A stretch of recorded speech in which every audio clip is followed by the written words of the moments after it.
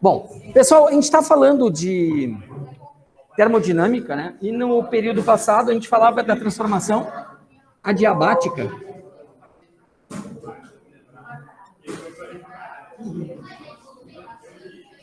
A gente falava da transformação adiabática. E nessa transformação adiabática, eu tinha dado como exemplo uma expansão adiabática, né?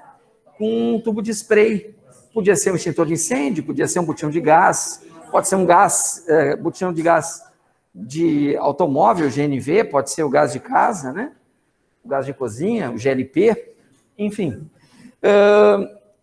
O que a gente viu? Quando o gás se expande rapidamente, ele realiza um trabalho, então para nós esse trabalho é positivo, ele esfria, a pressão do gás diminui, ele passa a ocupar mais espaço, e eu representei graficamente como é que ficava isso.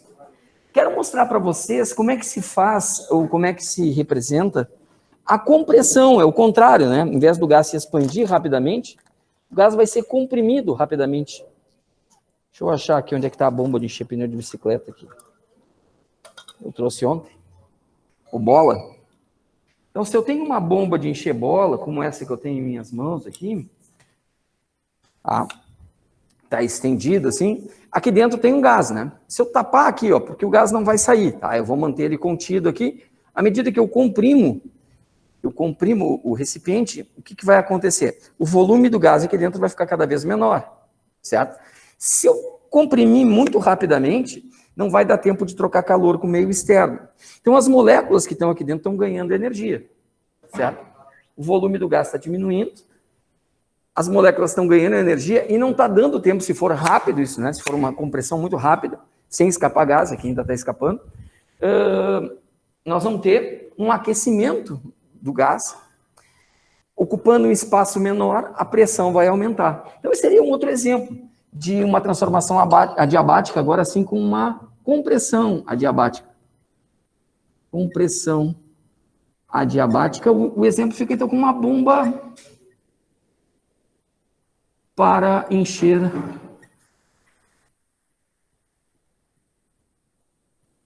pneus, bolas. O que vai acontecer então quando eu comprimir rapidamente a bomba? O gás vai ocupar um volume menor, certo? Então esse gás sofreu um trabalho.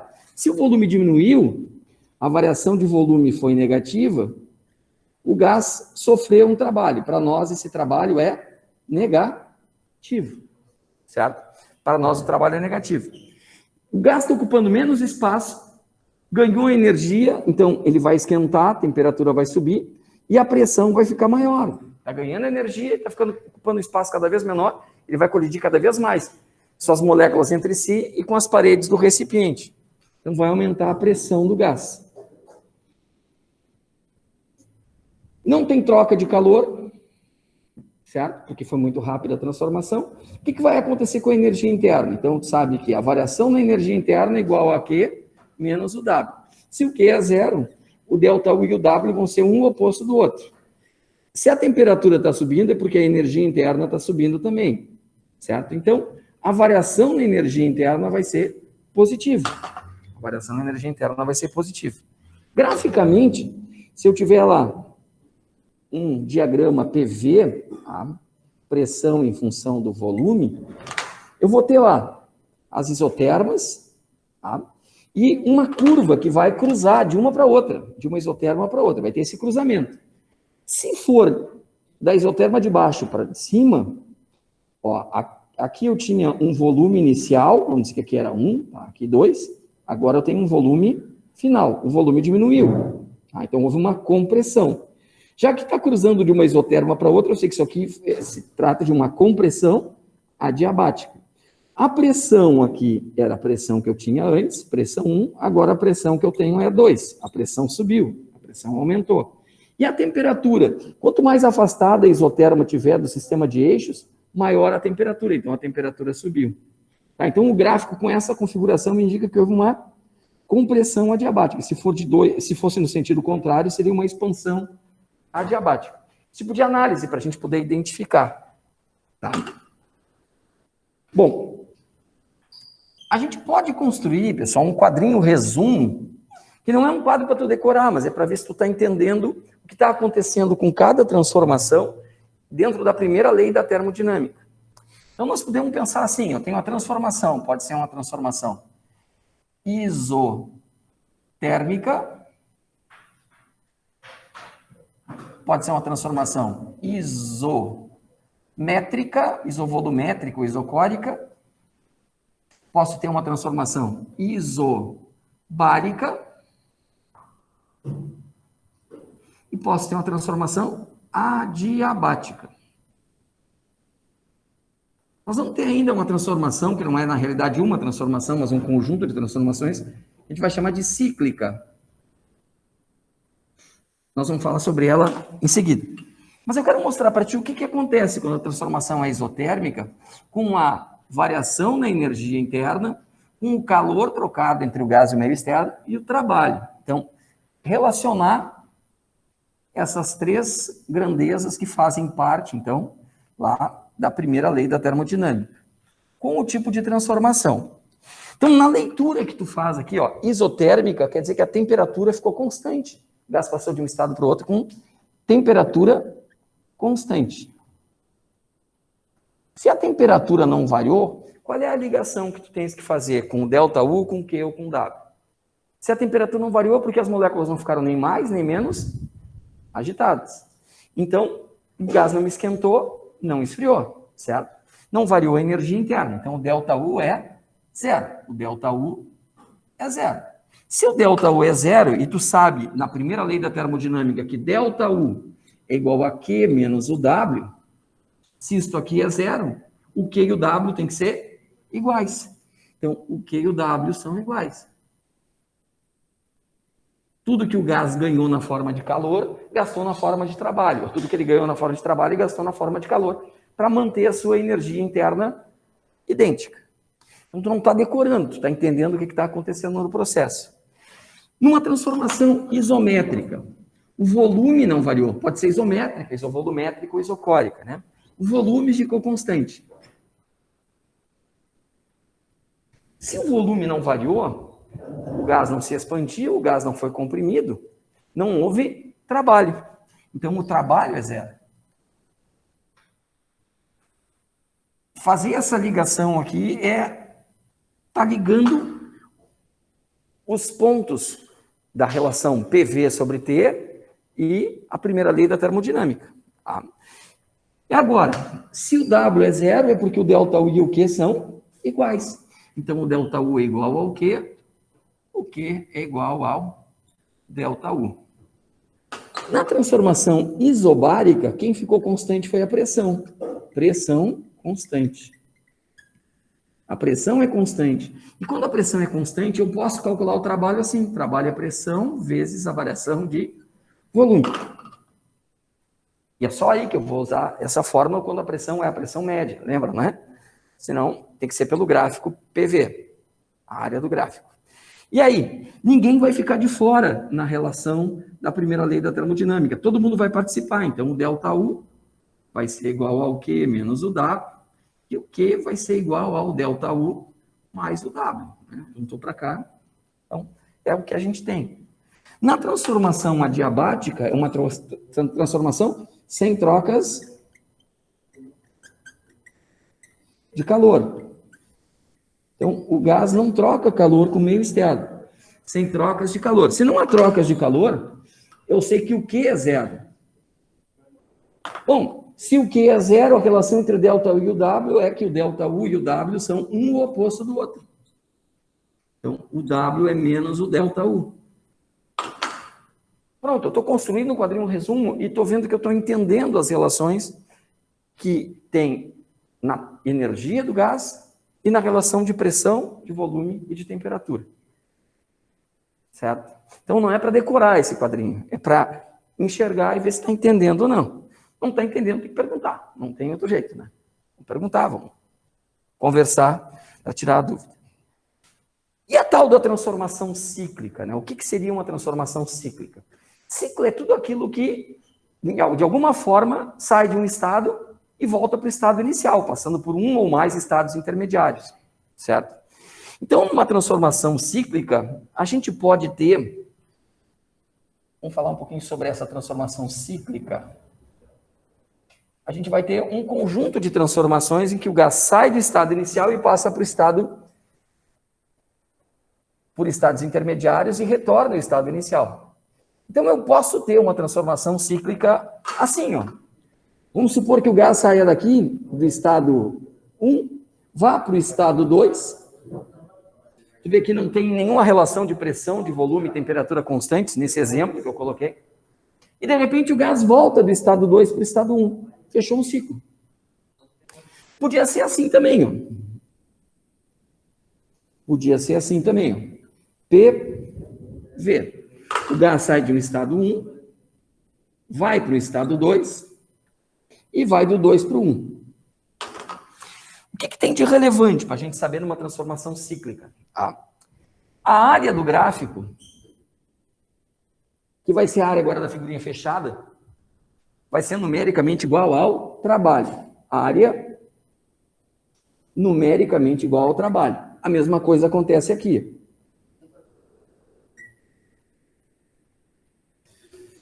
Tá, a gente não saberia calcular a área dessa figura que está aí, tá? Mas só para dizer que a área é o trabalho. E aqui eu tenho um ciclo num sentido, aqui eu tenho um ciclo no outro sentido. Aqui o ciclo tem sentido horário. E aqui o ciclo tem sentido anti-horário. Quando o ciclo tem sentido horário, o trabalho vai ser positivo. E quando o ciclo tiver sentido anti-horário, o trabalho vai ser negativo. Isso a gente tem que saber. Isso a URGS cobrou uma vez ao longo dos tempos. E como é que a gente percebe isso? Pela diferença na hora que calcula a área, né? Se eu pegar, ó, de 1 para 2, eu pego daqui, eu pego a área desta figura, de 2 para 1, a área dessa aqui. Então, área 2 menos a área 1 vai dar uma área negativa. Área 2, área 1 é a área daqui para cá, certo? Esquece isso aqui, projeta para baixo, certo ou não?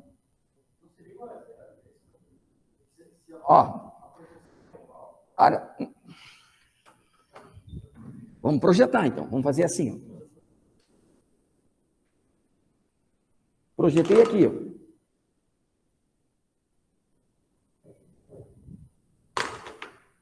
Agora tem a outra, que é assim, projetei aqui. São iguais as projeções, as áreas das projeções? São iguais? Aqui não é a preta? E aqui é a verde. Se eu pegar a área final menos a área inicial, eu tenho a variação na energia. Certo? Eu tenho o ΔU. Agora, aqui é o contrário. Né? Ó, daqui para cá o primeiro, e daqui para cá o segundo. Então, área 2, ó, eu vou pegar essa área menos essa. Então, vai dar uma área positiva. Isso faz com que o trabalho tenha um sinal positivo ou negativo. É por isso. Aqui é positivo.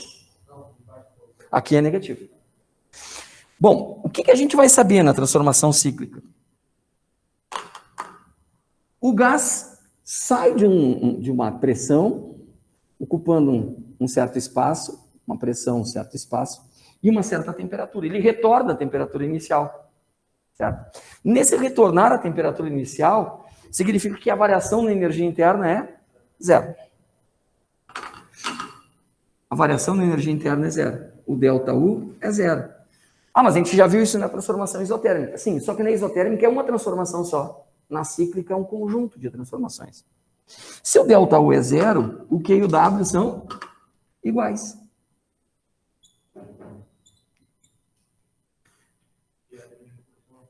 Que é o quê? É a área daquela figurinha fechada. Certo? Eles são numericamente iguais. Isso, se o trabalho for negativo, a quantidade de calor também é negativa. Deixa eu apagar aqui. Laura, tu bate a foto para mandar para todos. Vamos pegar um exemplo de transformação cíclica aqui para a gente poder esmiuçar um pouquinho mais e trabalhar cada etapa dos ciclos. Pois não, querido?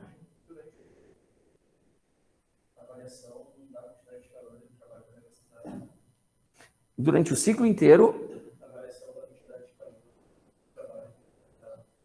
Não, porque observa que o gás poder se expandir para ser comprimido, ele teve que trocar energia com o meio externo.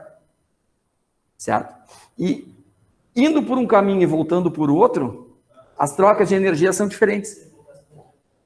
Isso, se fosse uma troca no mesmo caminho, aí a área seria zero, não teria trabalho, não teria troca de calor.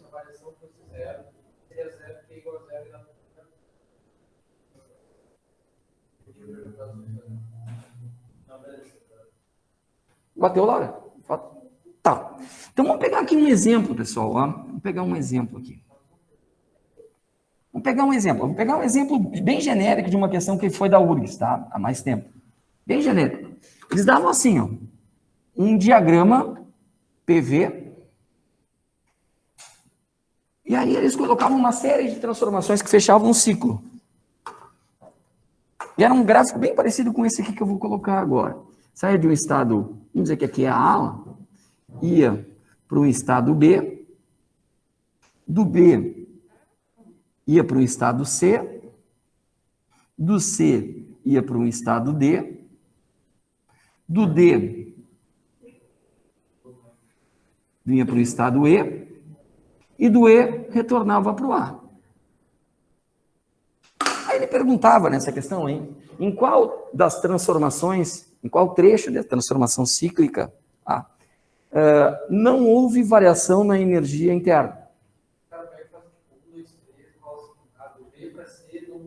Isso, aqui seria 1, 2, 3, seria B para C. Tá? Então pode ter a primeira afirmativa, a segunda, a terceira, mas aqui nessa questão ele perguntava especificamente, aonde não houve variação na energia interna? Em qual dos trechos do ciclo não houve variação na energia interna? E aí, quando é que não tem variação na energia interna? Quando as moléculas não ficam nem mais nem menos agitadas. Quando não varia a temperatura. Daqui para cá, quem é que não variou? Quem é que não variou daqui para cá? Ó, pressão é a mesma. Daqui para cá, a pressão variou, o volume também, certo? Quem é que ficou constante? A temperatura, a transformação isotérmica. Então não teve variação na energia interna de B para C. Essa era a resposta da questão. Não. Aquilo lá é uma transformação adiabática, quando tem duas isotérmicas e cruzam. Como assim a movimentação é a mesma? Aqui é uma hipérbole, na transformação adiabática não é uma hipérbole. Na transformação adiabática tu tens uma hipérbole aqui, outra hipérbole aqui, o gás sai de um e vai para o outro. Aí varia a temperatura. Pressão e volume, PV. Para ser isotérmica, teria que ser aqui a transformação, ou aqui. Né? Quando é que no gráfico PV a transformação é isotérmica? Quando é uma hipérbole. A hipérbole está aqui. Então, para ser isotérmica, teria que ser aqui a transformação, ou aqui a transformação. Daqui para cá não é isotérmica. Daqui para cá, ou daqui para cá, é adiabática, sem troca de calor. Essa cruzada que está aqui está indicando que está variando a temperatura. Daqui para cá está esfriando, de baixo para cima está esfriando. Tá. Bom, o que eu quero fazer aqui? Eu quero esmiuçar mais esse gráfico aqui contigo. O que acontece de A para B? Que tipo de transformação eu tenho de A para B? Quem é que ficou constante de A até B? A pressão. Então, eu tenho uma transformação isobárica. Uma compressão ou uma expansão? Expansão, né? Porque o volume aumentou. De B para C, quem é que ficou constante? A temperatura. Então, eu tenho uma transformação isotérmica. Se a transformação é isotérmica, a variação na energia interna é zero. De C para D, quem ficou constante? O volume, certo? A pressão diminuiu, o volume ficou constante, certo? A temperatura está variando também. Então, de C para D, eu tenho uma transformação isométrica, isovolumétrica ou isocórica. O volume constante. O trabalho é zero. De D para E, o que está acontecendo de D para E? Que tipo de transformação? De novo, uma transformação isobárica. Uma transformação isobárica em que o volume está diminuindo. Então, uma compressão isobárica, certo? Se a transformação é isobárica, tem troca de calor, tem trabalho e tem variação na energia interna. E de E para A, o que acontece de E para A? De novo, uma transformação isométrica, isovolumétrica ou isocórica. O volume está constante, aumentando a pressão e, consequentemente, está aumentando a temperatura. Uma transformação isométrica, numa transformação isométrica, o trabalho é zero. Então, essas percepções a gente tem que ter quando olha para o gráfico. Tá? E identificar que isso aqui tudo é um ciclo, porque o gás retornou ao seu estado inicial. Certo? Bom, dito isso aqui, pessoal, a gente tem muito relevante, assim, mas que não cai sempre no vestibular da URGS, mas é muito relevante porque é um dos postulados de todo o estudo de ciência. Aquilo que nós vamos chamar de segunda lei da termodinâmica. Segunda lei da termodinâmica. Segunda lei da termodinâmica. Não é que caia sempre, tá? Mas isso a gente vai ter que entender. Existe um dispositivo que nós vamos chamar de máquina térmica, tá? O que é uma máquina térmica? Uma máquina térmica, que eu vou apelidar de MT, em homenagem à querida professora Maria Tereza. Querida, olha que saudade da Tereza. Minha prof. Máquina térmica. É um dispositivo que transforma calor em trabalho. Uma máquina térmica é todo motor que for a combustão, por exemplo. Tá? Eu preciso de um combustível que vai entrar em combustão, essa combustão vai me dar calor, e eu vou ter como produto final desse calor trabalho, energia mecânica. Então, o motor a combustão de um automóvel, por exemplo, é uma máquina térmica. Tá? Mas a máquina térmica primordial, assim, a básica, primeiro é uma máquina a vapor, que foi aquela máquina que, lá nos primórdios, talvez ainda exista hoje, né, movia os trens. Tá? Oi? Em Garibaldi tem. O problema é que ecologicamente não é muito adequado, né? Mas, enfim, vale como a Maria Fumaça, né? Ali, enfim, vale para resgatar um passado. Então, eu tenho aqui uma máquina térmica, tá? Nessa máquina térmica, eu vou ter uma fonte quente, que é a fonte que vai dar energia térmica para a máquina funcionar. Então, essa é a chamada fonte quente. Então, a chamada fonte quente dá energia para a máquina térmica funcionar.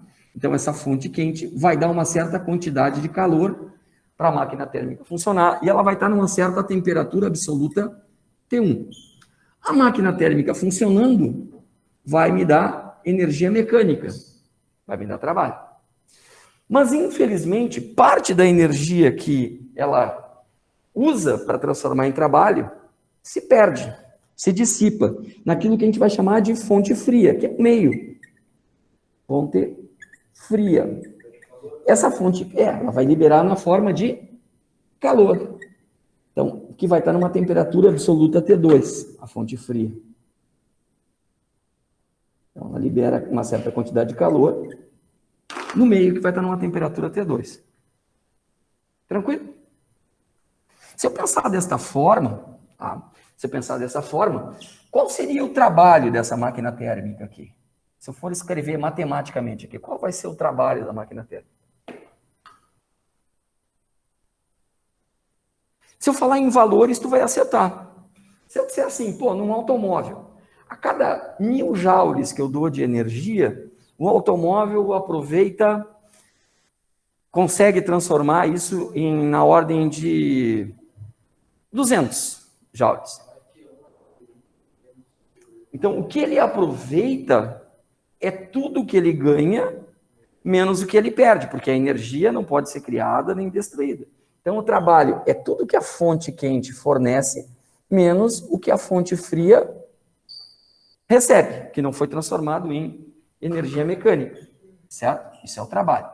Bom, mas aí eu vou querer achar aquilo que nós vamos chamar de rendimento da máquina térmica. Rendimento, que eu vou representar pela letra N. Esse rendimento da máquina térmica vai ser... Como tu calcularia o rendimento de qualquer prova que tu é submetido? Vamos supor que tu é submetido a uma prova, a prova tem 10 questões, todas com o mesmo valor, tu acerta 8 das 10 questões. O teu rendimento é o que tu acertou, ou seja, o que tu aproveitou, dividido pelo total que te foi fornecido, certo? Então, no nosso caso da máquina térmica, o rendimento seria o que a máquina térmica aproveitou, dividido por tudo que ela recebeu. Então, o trabalho sobre o Q1. Se quiser em valores percentuais, não há problema, que assim, ó, eu multiplico aqui por 100%. Então, vou voltar ali para o motor de automóvel. Tá? Forneci 1.000 joules de energia para o motor transformou 200 em trabalho. 200 dividido por 1.000 vai dar 0,2, um rendimento de 20%. Não passaria em prova nenhum, concurso nenhum, certo? Mas acredite, o rendimento de motor automóvel está nessa ordem de grandeza. 20%, 30%, é na ordem de 20%, tá? Para vocês terem uma ideia, assim, isso eu tinha com dado específico. Quando o Schumacher, não sei se vocês lembram do Schumacher, foi um dos grandes pilotos de corrida de Fórmula 1, entre o Ayrton Senna e agora o Hamilton, tá? A gente teve o Schumacher, um alemão que, talvez vocês lembrem agora, ele estava esquiando, não sei onde, que ele estava esquiando, e ele caiu e entrou em coma e até agora não voltou. Imagina o cara andando de carro a 300 km por hora ali, fazia curva normal lá, um monstro pilotando, aí se acidentou andando de esqui e, né, enfim. O carro dele tinha um rendimento, com toda a tecnologia de corrida de Fórmula 1, tinha um rendimento de 19%. Falou que o rendimento de um carro em 2017, né, fez uma questão sobre automóvel. E eu não lembrava agora a forma, essas coisas, simplesmente lembrei que falou isso. É que tem coisas que a gente pode acertar por saber, outras coisas a gente vai ter que fazer o cálculo, né? Mas não é que nunca vai poder ter, né? O rendimento ele não chega a 30%. Com toda a tecnologia que nós temos hoje. Não quer dizer que ele não possa vir a ter um rendimento maior. Mas o rendimento de um motor de combustão é chinelão, assim, é muito vagabundo. É muito vagabundo. Mas mesmo assim, ele economicamente é viável. Tanto é viável que a gente usa motor a combustão há quantos anos, né? Motor elétrico também. O problema do motor elétrico, é como é que tu vai gerar essa eletricidade? Esse é o problema. Como é que tu vai gerar a eletricidade que tu vai usar no carro? Se tu tiveres geração, por exemplo, com célula fotovoltaica, tu vai ter uma energia mais limpa. Mas para isso vai precisar ter muita exposição ao sol e muita incidência solar. E onde é que tu vai armazenar essa energia? Em baterias. E quando essa bateria tiver dado para os cocos, onde é que tu vai descartar? Então, sempre a coisa é muito complexa, ela não é tão simples, né? Claro que se o carro fosse assim, pô, eu vou ligar na tomada aqui, carreguei o carro, abasteci, vamos lá. Aí eu tenho uma autonomia, quem sabe, suficiente para poder chegar numa outra tomada e carregar o carro de novo.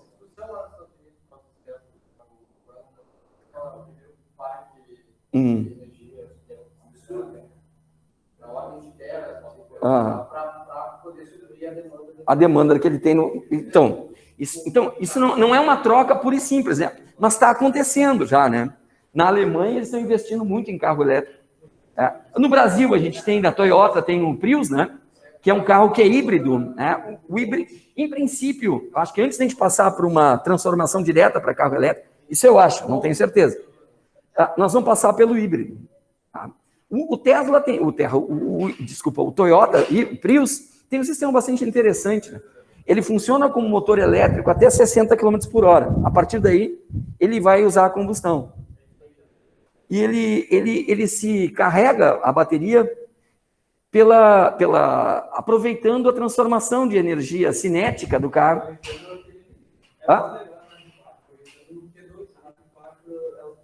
Não, ela não aproveita o Q2, ele aproveita o trabalho.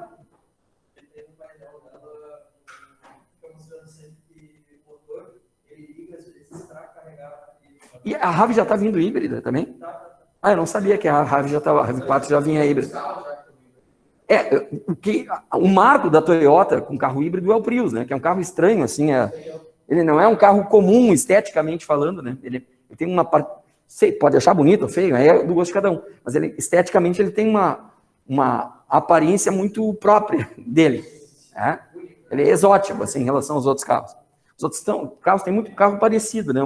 O Prius não, mas eu não sabia, já que eles já estavam estendendo, então, a tecnologia do Prius para os outros carros, né? Então, essa é uma tendência. Isso faz com que a autonomia do carro fique maior. Eu tenho um amigo que tem um Prius e ele diz que consegue rodar com tanque, ele consegue rodar na ordem de 700 quilômetros de autonomia do carro. Então, isso vai ser maior a autonomia quanto mais tu conseguir andar com velocidade baixa, né?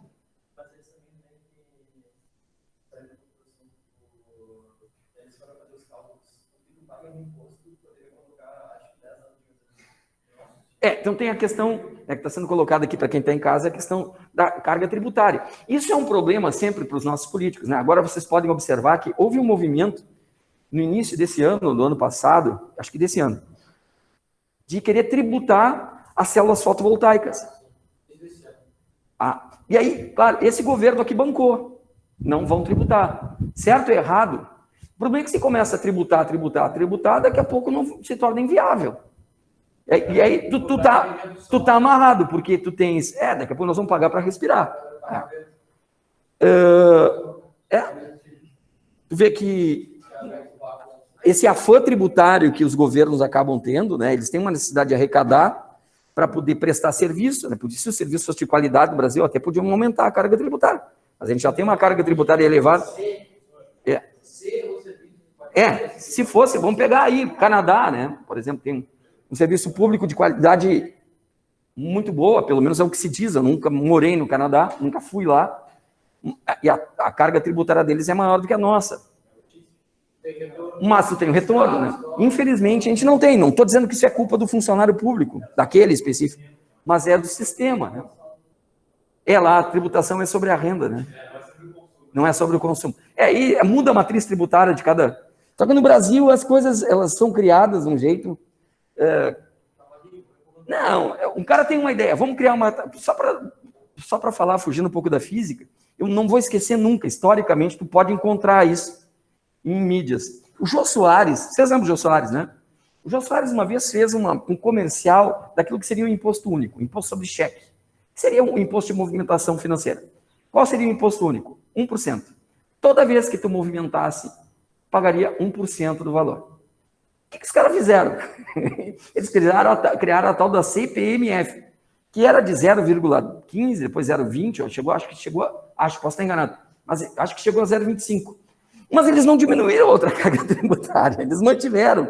Então, toda vez que um cara tem uma ideia de criar uma taxa tributária, quem sabe, para minimizar as outras, no Brasil eles só agregam. E tu vê que aqui no próprio Rio Grande do Sul, quando o governador anterior resolveu aumentar a carga tributária na telecomunicação e nos combustíveis, era para resolver um problema do Estado, que está inadimplente, não consegue pagar os funcionários em dia, enfim, não tem qualidade no serviço prestado, por mais que os funcionários tentem, enfim, falta grana, falta grana. Por irresponsabilidade, certamente, de muitos dos antecessores aí, talvez, não sei. Ele pegou e aumentou, e estava previsto que ia acabar isso agora, no final desse ano. Quando esse último governador assumiu, ele disse que ia acabar com isso. Mas aí, na proposta que ele fez, não é acabar, é aumentar a tributação de outros componentes para manter a mesma faixa de cobrança, diminuindo um pouco, aumentando um pouco. Então, a jogada sempre é essa, infelizmente. E é isso que a gente tem que estar atento, pessoal. Nisso que eu chamo a atenção, assim, daquilo que eu trato como o ideal da educação. Tu não pode ser ideologizado por mim ou por outro. Tu tem que ouvir o que eu falo, ouvir o que o outro fala, ouvir o que o outro fala, não necessariamente em sala de aula, nas conversas que tu tens, e construir a tua concepção, buscando informações. E para vocês, hoje, é muito mais fácil buscar as informações do que era para a minha geração, por exemplo. Na minha geração, se eu tivesse que buscar informação, e aí pode perguntar isso para o teu pai, talvez não sei que faixa etária tem os pais de vocês, mas se eles estiverem na faixa de 50 anos, a consulta era Barça, que era o nome da enciclopédia que a gente buscava, Mirador e Delta La Rússia, era mais ou menos por aí. E hoje não, onde a gente acessa ali pelo celular, agora eu estou falando alguma coisa e tu pode me corrigir. Se tu procurar uma fonte bem indicada, tu vai estar buscando uma informação bem coerente. O problema é que toda fonte, ela pode e deve estar carregada de ideologia de quem a faz. Certo? É difícil a gente conseguir alguma coisa que esteja pura da ideologia. A própria estatística funciona, né? Para um lado ou para o outro. Então, tá aí. Bom, fiz todo esse papo aqui para falar do quê? As máquinas térmicas, né? Tem todo um rendimento extremamente baixo e há todo um interesse econômico, político, e, consequentemente, de manter essas máquinas térmicas funcionando da forma como funcionam ainda. À medida que nós estamos nos preocupando em melhorar a qualidade do planeta, com ou sem acreditar no efeito estufa, mas melhorar a qualidade do planeta significa poluir menos, manter a nossa casa limpa. O combustível fóssil, ele emite muita poluição. Então, se a gente consegue tirar esse combustível fóssil como matriz energética do mundo inteiro, a gente pode conseguir reduzir a emissão de gases poluentes e parar de poluir tanto. Quando a gente trocar o combustível fóssil, isso é outra revolução industrial. Vai ser completamente diferente. Pois é, a gente tem essa oportunidade, já fez isso, né, com a fissão nuclear, por exemplo. A fissão nuclear é uma forma de tu produzir energia, não sei se o Alex, eu sei que produziu um material para vocês aí, sobre as reações de física moderna, né? A fissão nuclear é um processo de emissão de energia pela ruptura de núcleos atômicos, tá? Núcleos instáveis. Eles se rompem e liberam muita energia. E aí, essa energia pode aquecer a água, por exemplo. Isso. Aí eu tenho, então, um combustível que não é fóssil, mas eu tenho um problema seríssimo. Onde é que eu vou deixar esse material para não contaminar o ambiente? Porque a contaminação ali ela pode ser drasticamente pior até do que a do combustível fóssil. Então eu preciso saber onde eu vou descartar e se houver um acidente, eu tenho que conseguir conter o acidente. Senão acontece como aconteceu em Chernobyl, né, onde tinha um governo totalitário, estava definhando, já estava acabando, e aí aconteceu um acidente, as pessoas lá dentro, basta ver filmes, né? As pessoas estavam lá se contaminando, morrendo, pegando doenças, e era só o governo avisar, ó, vazem, saiam daqui. Toda a cidade contaminada, né? E as redondezas ali, enfim, por problemas. Então, essas são as coisas que a gente tem que enxergar. Tem que enxergar, tem que perceber isso. Então, o que seria o ideal, talvez, fosse a fusão nuclear, que é o que a gente obtém com o Sol. Emissão de energia sem resíduo radioativo, além do calor. A questão toda é como é que eu consigo fusão, que é chamado de fusão a frio, com uma temperatura baixa, não uma temperatura extremamente elevada. Isso. Só que o custo é muito elevado, não compensa, não traz uma condição. Tu gasta muito para produzir pouco, com a tecnologia que a gente tem até agora. Mas, enfim, são caminhos que a gente vai ter que seguir para poder melhorar a nossa condição. Desculpa, tu estava com a mão levantada, não? Oi? De motor a combustão? É na ordem de 30%, não passa disso. Não se consegue um rendimento melhor do que isso. Aliás, eu já falo sobre isso. Eu vou enunciar a segunda lei, e aí eu vou falar de um ciclo chamado de ciclo de Carnot, que vai chegar nessa próximo daquilo que tu está falando. Na segunda lei da termodinâmica, a gente pode ter o enunciado assim, ó. Não existe máquina térmica com rendimento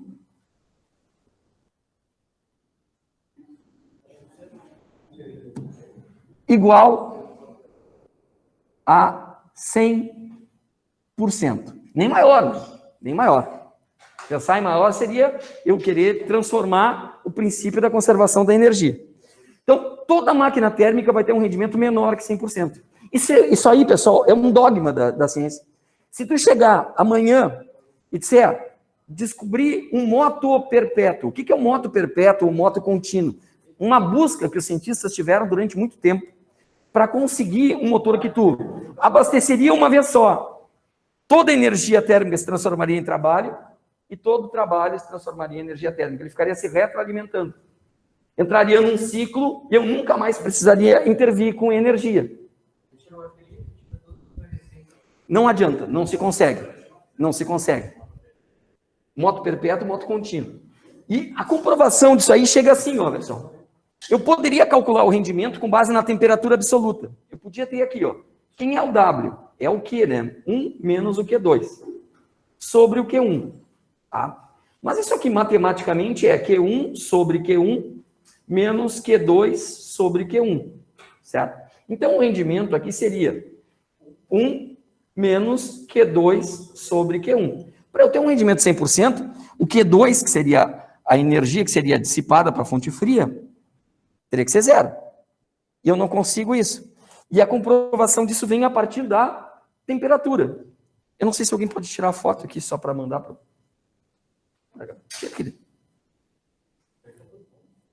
Eu já tenho que sair também, que já passou do nosso horário, né? Só para fechar aqui, ó. Esse rendimento, pessoal, esse rendimento que a gente tem assim, pode ser visto a partir da temperatura absoluta, tá? Eu teria assim, ó, T1 menos T2 sobre T1. Temperatura absoluta da fonte quente, menos a temperatura absoluta da fonte fria, dividido pela temperatura da fonte quente. Isso também daria 1 menos T2 sobre T1. Como é que eu conseguiria aqui um rendimento de 100%? Qual deveria ser a temperatura da fonte fria? 0 Kelvin. Eu consigo 0 Kelvin? Não. Então não tem. Impossível ter máquina térmica com rendimento de 100%. Tá? Pessoal, eu vou gravar mais algumas coisinhas ali. Eu vou falar da máquina refrigeradora, tá? Que transforma trabalho e calor em calor, que nem a máquina, um refrigerador. Tem lá o congelador que tira a energia térmica de dentro da geladeira. O compressor que faz o motor da geladeira funcionar e manda essa energia na forma de calor para fora. Funciona assim com o ar-condicionado também, quando ele está na função de resfriar. A máquina é frigorífica. Então, eu vou fazer um videozinho sobre isso, explicando para vocês. A URGS nunca cobrou, mas de repente pode aparecer no Enem, alguma coisa vinculada a isso. E eu vou falar um pouquinho sobre aspectos da energia cinética de um gás. E aí tu tem condição de resolver as questões do módulo 7, 8 e 9, que estão no livro 3. Tá? Beleza? Obrigado pela atenção de vocês, pessoal em casa. Um beijo para todos. Amanhã eu estou de volta aí. Um beijão para todos.